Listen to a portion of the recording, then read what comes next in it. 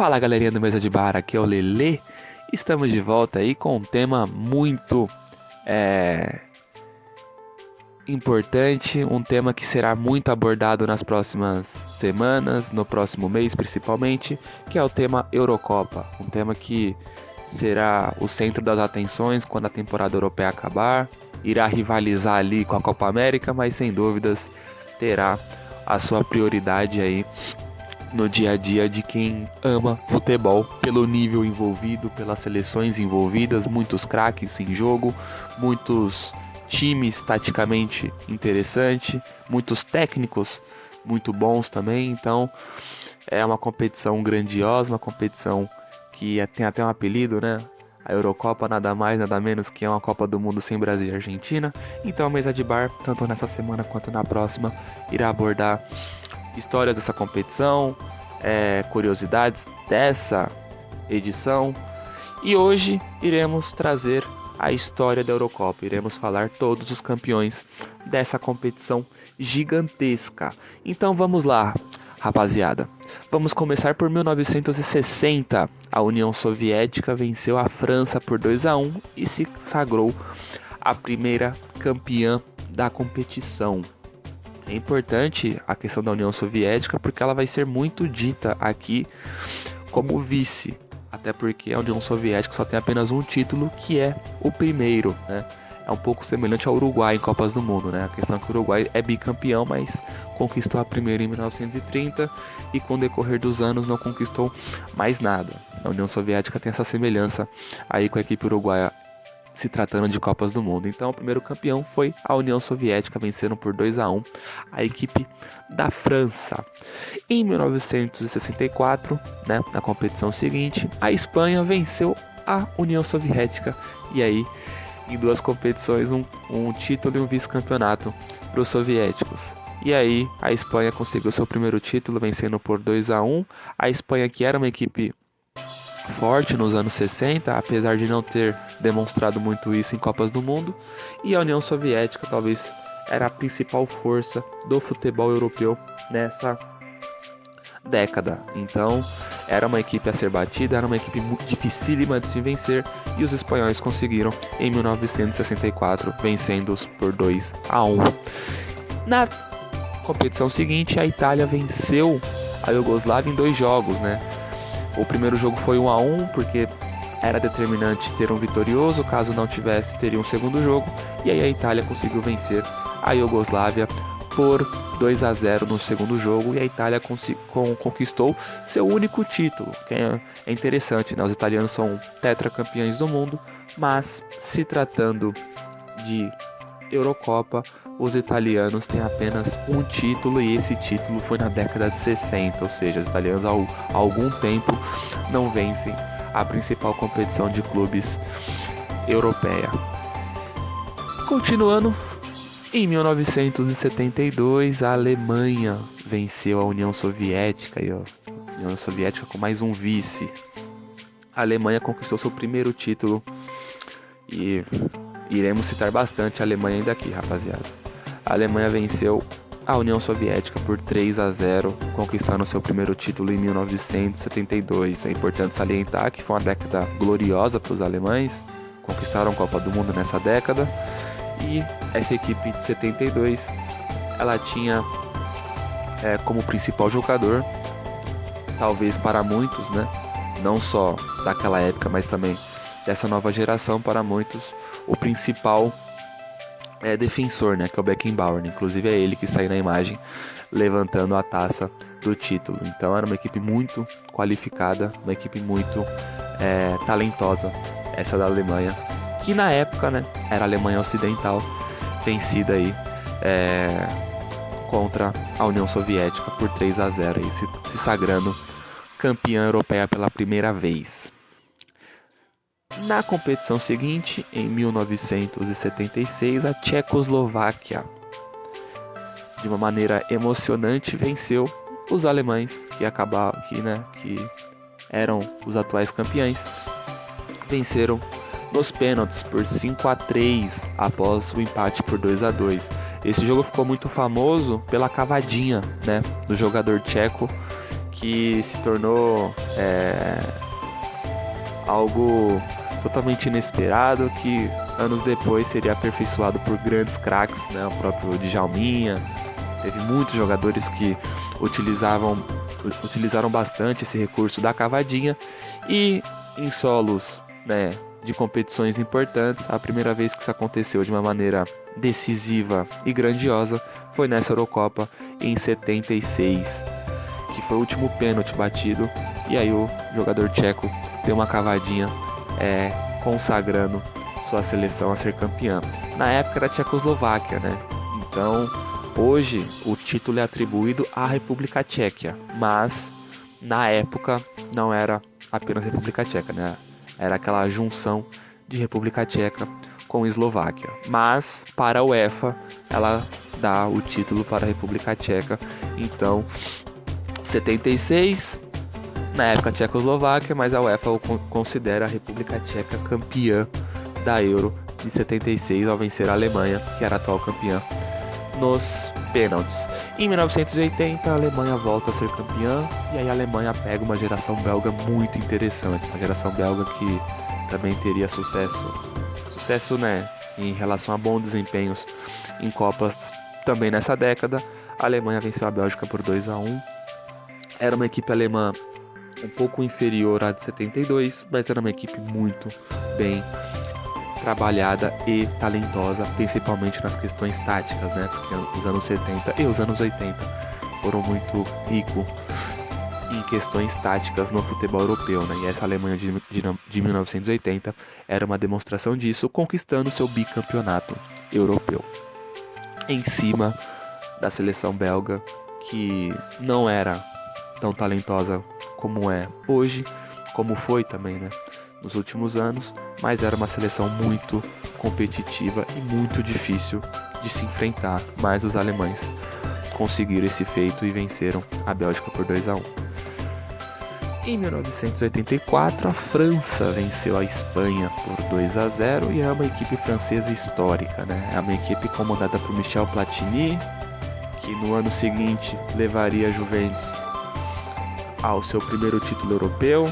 Era uma seleção muito talentosa, tinha muitos jogadores muito importantes em equipes europeias, então era uma seleção especial essa da França de 1984, e não foi à toa que ela venceu a Eurocopa. Na competição seguinte, aí temos, na minha opinião, uma das melhores equipes que já venceram a Eurocopa, que é a Holanda, de Ruud Gullit e Van Basten, em 1988, contra a União Soviética, que já pode pedir música no Fantástico, por 3 vices. Essa é uma das melhores equipes da história da Eurocopa, uma equipe muito talentosa. A geração holandesa, que ainda é vista como a equipe que não tem Copa do Mundo, mas que já venceu uma Eurocopa grandiosa, que foi de 1988, tinha muitas equipes boas, tinha uma Itália interessante, tinha uma França que tinha mais jogadores, né, em relação a 84, comandada ainda por Michel Platini, então tinha muitas equipes interessantes, mas mesmo assim a Holanda conseguiu esse título, e é um jogo também histórico essa final, junto com a 76, teve a questão da cavadinha, e em 88 teve aquele golaço do Van Basten, que é um gol marcante na competição. Então 88, Holanda 2-0 em cima da União Soviética. Em 1992 temos a Dinamarca que venceu a Alemanha por 2-0, e é uma Dinamarca totalmente especial, junto, né, com a Holanda, pelas questões de ter jogadores individuais muito talentosos. Era uma equipe coletivamente falando grandiosa também, mas tinha alguns jogadores, né, o Laudrup, o Schmeichel, o goleiro, então era uma equipe muito interessante, uma equipe muito talentosa, e aí potencializou isso ao vencer a Alemanha por 2-0, a Alemanha, né, também junto com a União Soviética, mais um vice. E 92 é da Dinamarca, que é considerado uma das grandes surpresas, apesar da equipe talentosa, é considerado uma das grandes surpresas da história da competição, o título da Dinamarca em 92, mas ainda temos algumas surpresas por vir aí. 96 temos a Alemanha vencendo a República Tcheca. Essa já era a República Tcheca, não tinha sido Tchecoslováquia, já era oficialmente República Tcheca. E a Alemanha venceu na prorrogação com o gol de ouro, né, de Bierhoff. E aí a Alemanha conseguiu esse título. É uma Alemanha do Klinsmann, né? Inclusive é ele que levanta a taça. Mas essa competição de 96 ela ficou especial pela República Tcheca. A República Tcheca fez uma baita competição e a República Tcheca mostrava ao mundo um jogador loiro que nos anos posteriores acabaria vencendo a bola de ouro da France Football, que é o Nedved.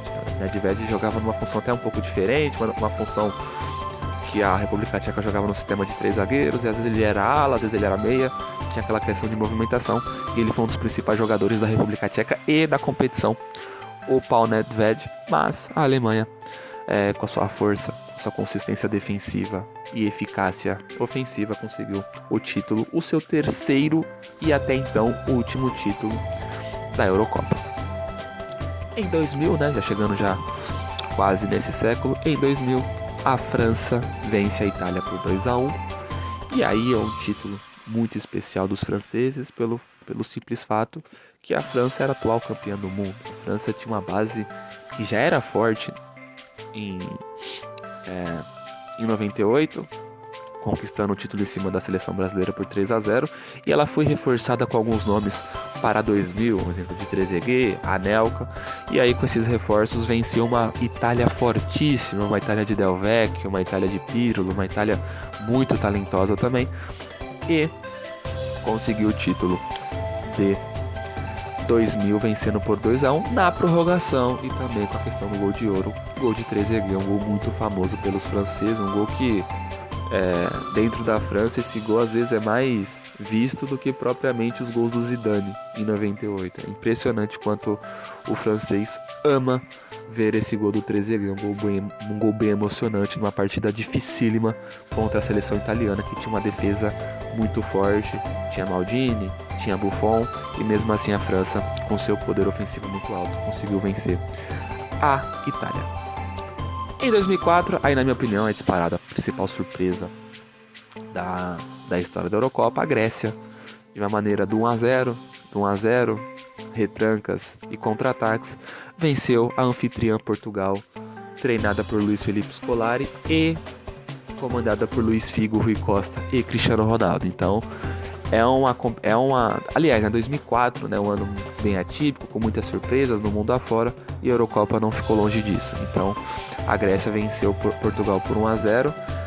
Na minha opinião, acho que na opinião de quase todas as pessoas que acompanharam a Eurocopa, né, que acompanham a Eurocopa e que gostam da Eurocopa, é considerado a principal surpresa da história, pela maneira que foi, pelo talento que envolvia a equipe portuguesa, e 1-0 com a Grécia muitas vezes jogando até melhor que Portugal durante a partida. Então, um resultado totalmente surpreendente, e a Grécia aí conquistando o seu único título. E um detalhe, né, a Grécia tem 3 participações em Copas do Mundo, e aí conquistou uma Eurocopa em 2004. Você vê o tamanho gigantesco dessa conquista.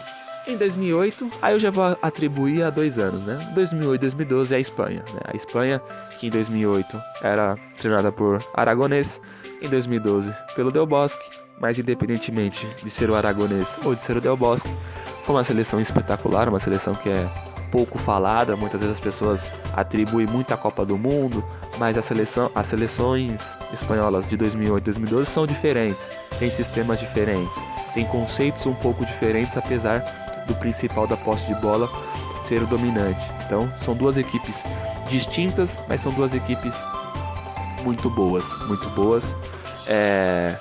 E a Espanha vence a Alemanha em 2008 por 1-0, e em 2012 vence a Itália por 4-0 na final, que é a final mais goleadora da história da Eurocopa. Em nenhuma outra final tivemos uma diferença por 4 gols, como aconteceu em 2012, Espanha e Itália. Então, na realidade, gratificações a Espanha 2008 e 2012, a seleção da posse de bola, a seleção dos 60% de posse de bola, a seleção do improviso, a seleção imprevisível, a seleção que encantou a Europa aí por competições consequentes. E para encerrar, o Portugal de 2016, aí um título espetacular também, pode entrar na categoria surpresas completamente. Portugal venceu a França por 1-0, Portugal que